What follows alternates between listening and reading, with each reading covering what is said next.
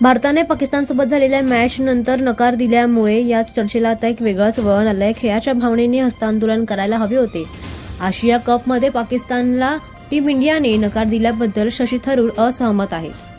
काँग्रेस खासदार शशी थरूर यांनी सांगितलंय की सध्या सुरू असलेल्या T20 आशिया कप स्पर्धेत दोन्ही संघांनी एकमेकांविरुद्ध खेळलेल्या 2 सामन्यांमध्ये पाकिस्तान संघाशी पारंपरिक हँडशेक नाकारण्याच्या भारतीय क्रिकेट संघाच्या निर्णयाशी ते असहमत आहेत। जर आपल्याला पाकिस्तानबद्दल इतकेच वाटत असेल तर आपण खेळायला नको होते, असे केरळच्या तिरुअनंतपुरम येथील लोकसभेमध्ये खासदार म्हणाले।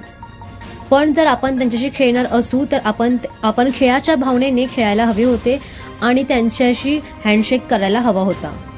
त्यानंतर थरूर यांनी 1999च्या विश्वचषकात झालेल्या भारत-पाकिस्तान सामन्याचा उल्लेख केला, जेव्हा कारगिल युद्धादरम्यान दोन्ही संघांनी मैदानावर हस्तांदोलन केले होते।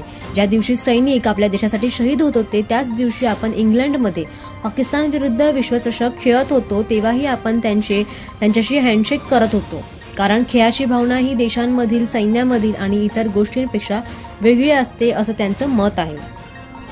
आशिया कपच्या अंतिम फेरीत भारताने प्रवेश केला आहे, मात्र गुरुवारी होणाऱ्या सामन्यात पाकिस्तानने बांगलादेशला हरवले तर भारत-पाकिस्तानचा सामना पुन्हा एकदा होण्याची शक्यता दिसून येते।